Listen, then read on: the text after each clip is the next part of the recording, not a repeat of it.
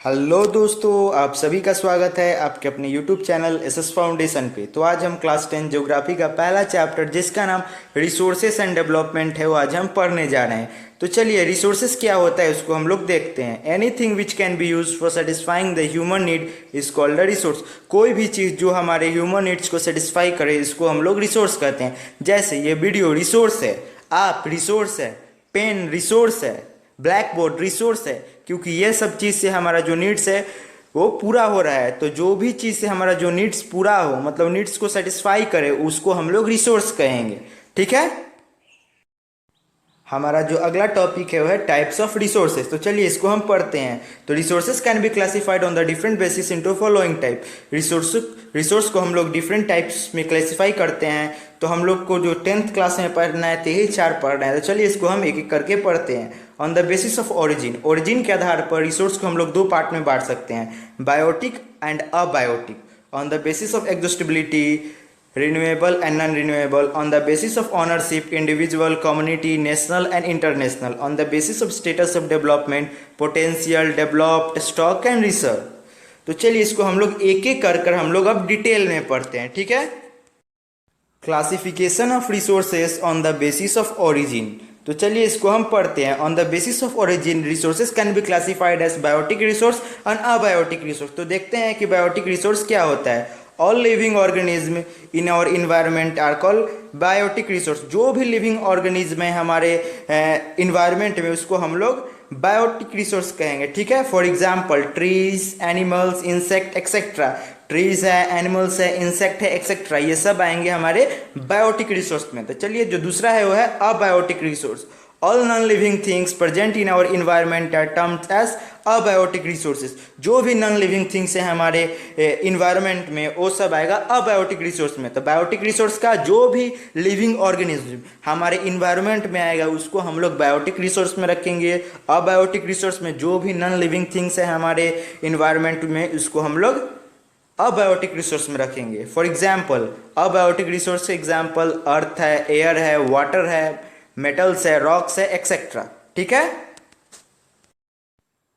हमारा जो अगला टॉपिक है वो है classification of resources on the basis of exhaustibility. So on the basis of exhaustibility, resources can be classified as 2, renewable resource and non renewable resource. तो पहले हम रिन्यूएबल रिसोर्स के बारे में पढ़ेंगे।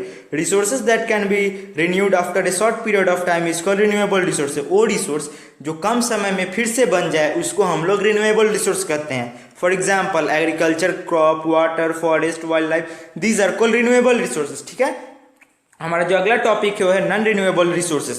Resources which take millions of year to renewed are called non renewable resources. जो resource फिर से जब खत्म होने के बाद फिर से जब उसको बनाते हैं तो उसमें मिलियंस ऑफ ईयर लग जाए उसको हम लोग नॉन रिन्यूएबल रिसोर्स कहते हैं। फॉर एग्जाम्पल फॉसिल फ्यूल, जैसे कि फॉसिल फ्यूल। तो चलिए आगे हम लोग हमारा जो अगला टॉपिक है वो है classification of resources on the basis of ownership. On the basis of ownership, resources can be classified as individual resource, community resource, international resource and international resource. तो पहले हम लोग इंडिविजुअल रिसोर्स पढ़ेंगे। Resources on by individual are called individual resource. जो resource एक particular individual द्वारा own हो उसको हम लोग इंडिविजुअल रिसोर्स करते हैं। For example land own by a farmer और house etcetera are called individual resources. For example कोई एक फार्मर है, उसका एक खेत है, तो वो उसी फार्मर मतलब एक पार्टिकुलर फार्मर का वो बिलोंग करता है, सो उसको हम लोग इंडिविजुअल रिसोर्स कहेंगे। ठीक है। और अगला जो है वो है community resource. Resources on by the community और society are called community resources.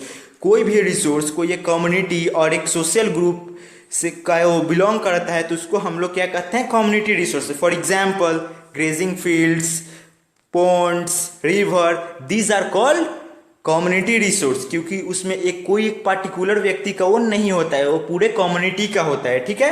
तो अगला जो टॉपिक है national resources. Resources on by the individual nation are called national resources. वो रिसोर्सेज जो एक पार्टिकुलर नेशन का हो उसको हम लोग नेशनल रिसोर्स कहते हैं। For example government land, road, canal, railways, these are called national resources, क्योंकि ये सब देश का होता है। ठीक है। तो अगला जो टॉपिक है वो है हमारा इंटरनेशनल रिसोर्सेज। तो resources regulated by the national bodies are called international resources. जो भी रिसोर्स इंटरनेशनल कोई एजेंसी हो या कोई कॉरपोरेशन हो उसका बिलोंग करता हो तो उसको हम लोग इंटरनेशनल रिसोर्सेज कहते हैं। For example ocean and sea beyond 200 kilometre of exclusive economy zone and is called the open sea और ocean. No individual country can utilise this resources without the permission of the international body. मतलब हम लोग जो समुद्र में 200 kilometre के बाद जो भी रिसोर्सेज मिलता है वो सब इंटरनेशनल रिसोर्स होता है। कोई भी कंट्री वो रिसोर्स के यूज नहीं कर सकता है बिना परमिशन लिए हुए। ठीक है, हमारा जो अगला टॉपिक है classification of resources on the basis of status of development. So on the basis of status of development resources can be classified as potential resource, developed resource, stocks and reserves. तो चलिए इसको हम लोग एक एक करके पढ़ते हैं।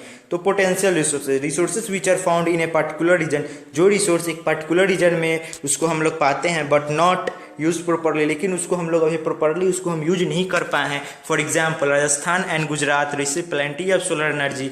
जैसे कि राजस्थान और गुजरात में बहुत सारा सोलर एनर्जी पाया जाता है and have plenty of wind energy, और वहाँ पे बहुत सारा विंड एनर्जी भी है। But use of this resources so far has not been develop properly, लेकिन वो रिसोर्स को यूज करने का टेक्नोलॉजी वहाँ पे अब तक डेवलप नहीं हुआ है, उसको हम लोग पोटेंशियल रिसोर्स में रखते हैं। ठीक है, तो अगला जो टॉपिक है डेवलप्ड रिसोर्स। तो चलिए इसको हम लोग पढ़ते हैं। Resources which are developed and surveyed for the utilization are being used in present time are known as developed resource। वो रिसोर्स जो कि अभी प्रेजेंट टाइम में डेवलप्ड है और उसको हम लोग यूज कर रहे हैं उसको हम लोग डेवलप्ड रिसोर्स कहते हैं। मतलब वो रिसोर्स जिसको हम लोग अभी प्रेजेंट टाइम में यूज कर रहे हैं उसको हम लोग डेवलप्ड रिसोर्स में रखते हैं। ठीक है, तो अगला जो टॉपिक है stocks, resources that are available but we do not have proper technology. जो रिसोर्स अभी अवेलेबल है लेकिन हमारे पास प्रॉपर टेक्नोलॉजी नहीं है टू यूज देम, उसको यूज करने के लिए आर कॉल्ड स्टॉक रिसोर्स, उसको हम लोग स्टॉक रिसोर्स कहते हैं। For example water is made up of oxygen and hydrogen, जो कि वाटर है वो ऑक्सीजन और हाइड्रोजन से बना हुआ है। Which can be use as fuel, जिसको हम लोग फ्यूल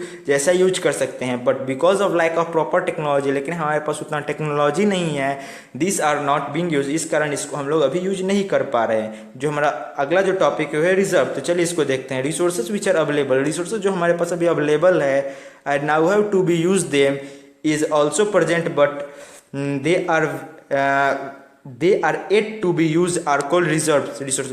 ऐसा रिसोर्स जो अभी हमारे पास अवेलेबल है और उसको हम लोग कैसे यूज करते हैं वो भी मालूम है, लेकिन तब भी हम उसको अभी बचा के रखे हैं तो उसको हम लोग रिजर्व रिसोर्स कहते हैं। ठीक है, हमारा जो अगला टॉपिक है डिस्क्रिमिनेंट यूज ऑफ रिसोर्सेज। तो चलिए इसको हम पढ़ते हैं। Resources are vital for human being, human beings के लिए बहुत सारा रिसोर्स है but indiscriminate use of resource, लेकिन रिसोर्स का दुरुपयोग करना इज क्रिएटिंग मैनी प्रॉब्लम, इससे बहुत सारा प्रॉब्लम उत्पन्न हो रहा है। For example accumulation of resources is only few hand, जो रिसोर्स है उसको एक पार्टिकुलर ही व्यक्ति और सोशल ग्रुप के हाथ में रहना, लिव्स अदर अनसेटिस्फाई, और दूसरे को उसको यूज ना करने देना, ये गलत है। जो रिसोर्स है उसको ऐसा उसको डिस्ट्रीब्यूट करना चाहिए कि हर एक जो ग्रुप है वो यूज करे, ऐसा नहीं कि केवल जो रिच है वही उसको यूज कर सके। ठीक है, इनडिस्क्रिमिनेशन use of resources is creating many problems around the world. जो इनडिस्क्रिमिनेशन जो रिसोर्सेज का है वही बहुत ज़्यादा प्रॉब्लम यहाँ पे बना रहा है पूरे वर्ल्ड में। सच एज ग्लोबल वार्मिंग, जैसे कि global warming, ecological crisis, disturbance of the ozone layer etcetera, ये सब हो रहे हैं क्योंकि जो रिसोर्स है वो एक पार्टिकुलर लोग के हाथ में है, जो रिच लोग हैं उनके हाथ में है। जो रिसोर्स है उसका जो डिस्ट्रीब्यूशन है वो अच्छे ढंग से नहीं हो पा रहा है, तो जो एक पार्टिकुलर ग्रुप में अगर कोई भी रिसोर्स होगा तो उसका ओवर यूज होगा, उसका मिस यूज होगा, जिससे हमारे जो इन्वायरमेंट है उस पर बुरा प्रभाव पड़ रहा है। ठीक है, तो दस equal distribution of resources becomes very necessary for the sustainable development. इस कारण जो सस्टेनेबल डेवलपमेंट के लिए इक्वल डिस्ट्रीब्यूशन ऑफ रिसोर्स बहुत जरूरी है। ठीक है, हमारा जो अगला टॉपिक है सस्टेनेबल डेवलपमेंट। तो चलिए इसको हम पढ़ते हैं। Development which take place without the damaging the environment and compromising with the need of the future is called sustainable development. वो डेवलपमेंट जो बिना इन्वायरमेंट को डैमेज पहुंचाए हो और फ्यूचर जनरेशन के लिए कोई कॉम्प्रोमाइज़ ना करना पड़े, उसी को हम लोग सस्टेनेबल डेवलपमेंट कहते हैं। क्योंकि जो रिसोर्स हमारे पास है वो हम लोग यूज करें और उसको हम लोग फ्यूचर जनरेशन के लिए भी बचा कर रखें, उसको हम लोग सस्टेनेबल डेवलपमेंट कहते हैं। कीपिंग द व्यू ऑफ जो जुडिफाइज यूज ऑफ रिसोर्सेज, जो रिसोर्स है उसको अच्छी तरह यूज को जो ध्यान में रखते हुए एंड सस्टेनेबल डेवलपमेंट और सस्टेनेबल डेवलपमेंट को ध्यान में रखते हुए the earth summit was organise, जो अर्थ समिट था उसको ऑर्गेनाइज किया गया इन 1992 में इन रायो डी जेनेरियो में, इन विच उसमें मोर देन 100 स्टेट, उसमें 100 कंट्रीज के जो हेड थे वहाँ पे आए थे और एग्रीड हुए थे विद द एजेंडा 21, और जो एजेंडा 21 था उसमें एग्री हुए थे फॉर द सस्टेनेबल डेवलपमेंट के लिए and the proper use of resources, और जो रिसोर्सेज है उसका प्रॉपर यूज के लिए। ठीक है, हमारा जो अगला टॉपिक है एजेंडा 21। तो एजेंडा 21 है क्या? जो एजेंडा 21 है वो यूनाइटेड स्टेट द्वारा ये लॉन्च किया गया था, 1992 में ये लॉन्च हुआ था। रायो डी जेनेरियो जगह है वहाँ पे, यहाँ पे 100 कंट्री के जो प्रतिनिधि थे वो यहाँ पे आए थे और यहाँ पे सस्टेनेबल डेवलप मतलब रिसोर्स का जो सस्टेनेबल डेवलप है कैसे किया जाए उसके विषय में बात किया गया था, और जो रिसोर्स है उसको कैसे डिस्ट्रीब्यूट किया जाए कि हर सेक्शन के जो लोग हैं वो यूज कर सके, और इन्वायरमेंट को डैमेज होने से कैसे बचाया जाए उस पर यहाँ पे बात हुआ था।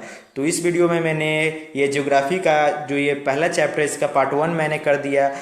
ठीक है, तो अगर ये मेरा वीडियो आपको अच्छा लगा हो तो प्लीज़ लाइक कीजिए, चैनल को सब्सक्राइब कीजिए और अपने दोस्तों के साथ शेयर कीजिए। So thank you for watching, see you again, bye bye in the next lecture.